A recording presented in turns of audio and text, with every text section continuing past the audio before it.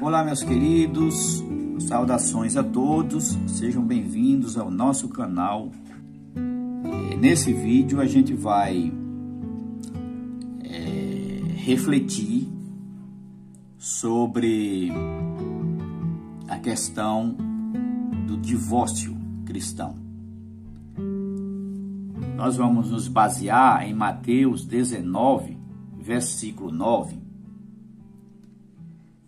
porque este é um texto usado por muitos cristãos e, quando interpretado de maneira apressada e equivocada, sem levar em conta todos os aspectos que envolvem as Escrituras, esse texto produz confusão na mente de muitos crentes, divorciados e casados novamente.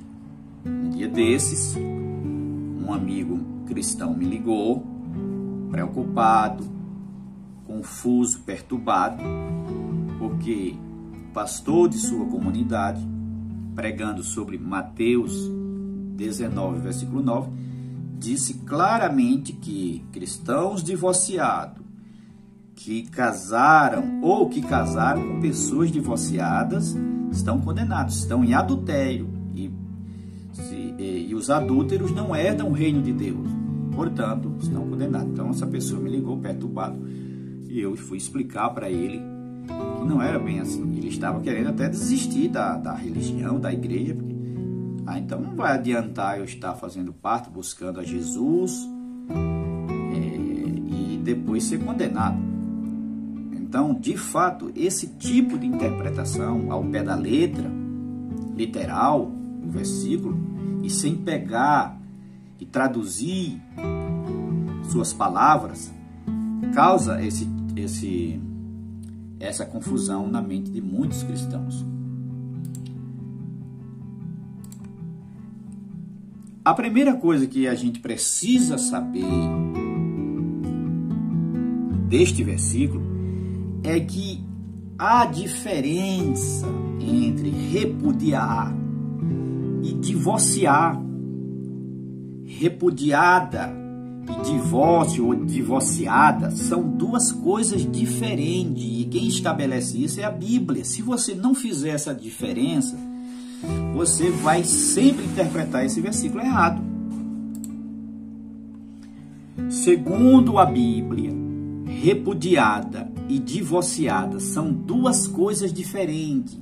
Veja, por exemplo, Mateus capítulo 5, versículo 33, onde Jesus diz o seguinte: também foi dito, qualquer que repudiar sua mulher, dê-lhe carta de divórcio. Veja, fica claro nesse versículo que se trata de duas coisas diferentes. Repudiar é mandar a mulher embora, é deixar a mulher, é separar a mulher. Já dar a carta de divórcio ou divorciar é você legalizar esse repúdio, é legalizar essa separação, tá? Então fica claro que são duas coisas diferentes e a confusão ocorre exatamente por não fazer essa diferença. A palavra repudiar vem do grego apoluio, que significa mandar embora, deixar, separar, abandonar. Esse é o significado da palavra repúdio ou repudiar. Já o termo divórcio vem do grego apostasia, que significa liberar, que significa, neste caso, está ligado a dar um termo de divórcio para que a mulher pudesse estar livre para se casar novamente. O termo de divórcio na Bíblia pressupõe justamente a possibilidade e o direito que a mulher teria de se casar novamente. E se você interpretar repudiar como divórcio, que na verdade o divórcio é dar a carta, é conceder a carta de divórcio, tá? Sempre você vai interpretar esse versículo erroneamente. Vamos rapidamente vamos fazer rapidamente algumas considerações sobre o adultério no judaísmo. O adultério dentro da lei judaica é um termo dirigido à relação sexual com mulheres judias casadas, com base justamente no mandamento, em um dos 10 mandamentos que está lá em Êxodo 20, versículo 13. Já o homem judeu casado que tiver um caso físico, um relacionamento físico com uma mulher solteira, não comete adultério. Isso acontece porque, em termos bíblicos, homens judeus poderiam ter mais de uma esposa, ou concubinas, que eles chamavam de concubinas. Você vê como é a coisa. Para a mulher, era rigoroso demais. Já o homem, casado, mas se tivesse, ele poderia adquirir uma mulher solteira. Não podia se envolver com mulher casada, mas com uma mulher solteira ele podia. E de repente essa mulher passava a ser sua concubina.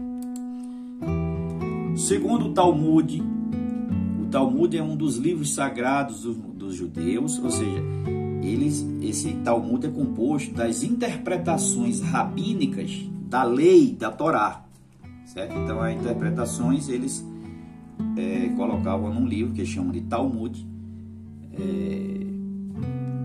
para servir de doutrinas para o seu povo, para as suas comunidades. Então, segundo o Talmud, uma mulher judia casada que comete adultério está proibida de morar com o marido, ou seja, ela tinha que se separar. Ambos devem obrigatoriamente se divorciar. O problema é que durante anos, a gente vai ver um pouco mais adiante, desde Moisés, também no profeta Malaquias, e nos tempos de Jesus, o homem mandava a mulher embora, mas não dava a carta de divórcio.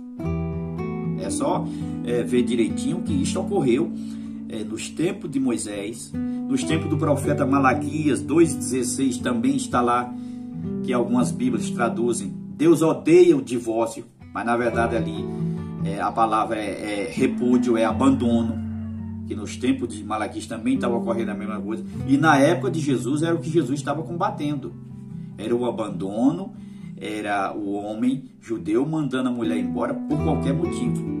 Uma vez cometendo adultério, não poderia ficar mais com o marido e nem poderia casar com o amante com quem ela cometeu adultério.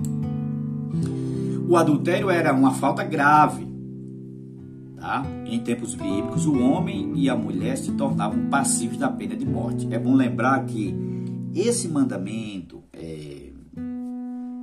segundo os estudiosos, não há relatos de pessoas que foram mortas por causa desse pecado.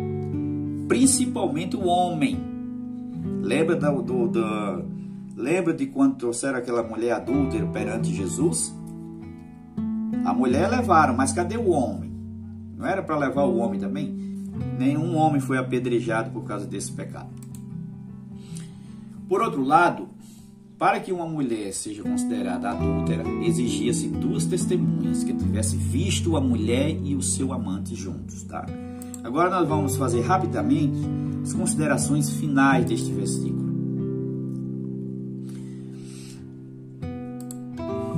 Primeiro, a mulher repudiada com carta de divórcio estava livre para casar novamente. Isso é um fato que você não tem como negar na Bíblia. Está lá em Moisés, em Deuteronômio 24, 1 e 2, a permissão para se dar aquelas mulheres a carta para que ela pudesse casar com outro homem. Tá? Que era exatamente o que não estava ocorrendo. Os homens mandavam ela embora, essas mulheres se tornavam prostitutas, se tornavam mendigas, e eles não davam a ela o direito de se casar novamente. Moisés combate isso, assim como Jesus no Novo Testamento. O ensino de Jesus é para reprovar o repúdio mau e perverso praticado contra as mulheres nos seus dias, pois o homem judeu poderia mandar a mulher embora por qualquer motivo. Se a mulher queimasse o arroz, se a mulher amanhecesse com o cabelo assanhado, feio, e o homem não gostasse e quisesse, ele poderia mandar a mulher embora por qualquer motivo. Tá? Então, os homens,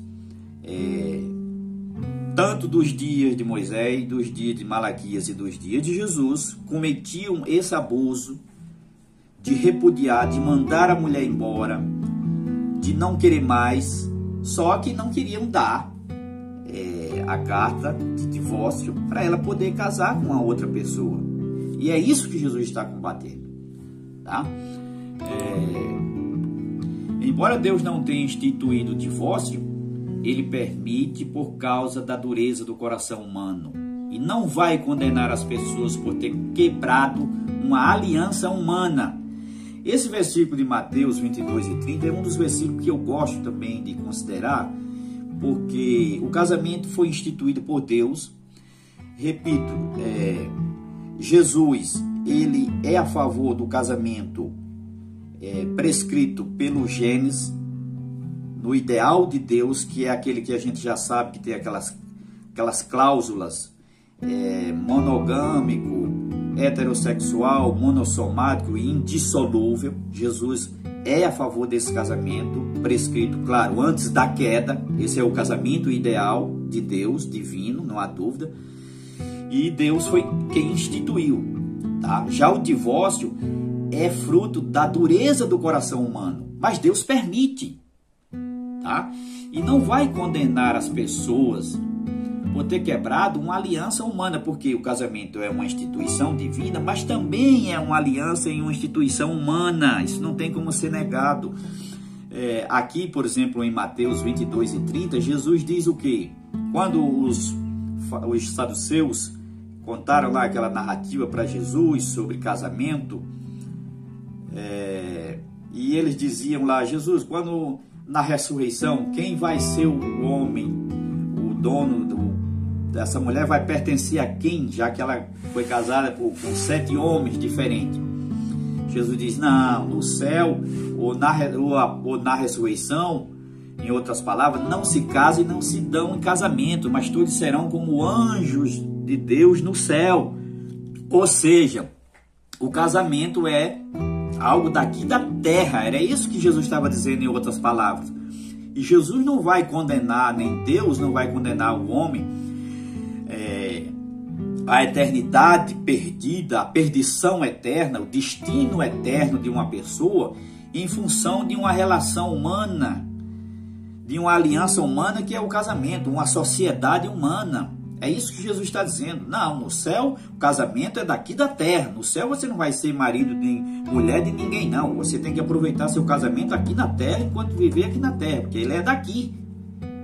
Tá? Então eu vejo pessoas pensando que Deus agora vai determinar o destino eterno de uma pessoa por ter quebrado um casamento humano. Falhou, pecou, desobedeceu, mas peça perdão a Deus e retoma a vida e siga a vida.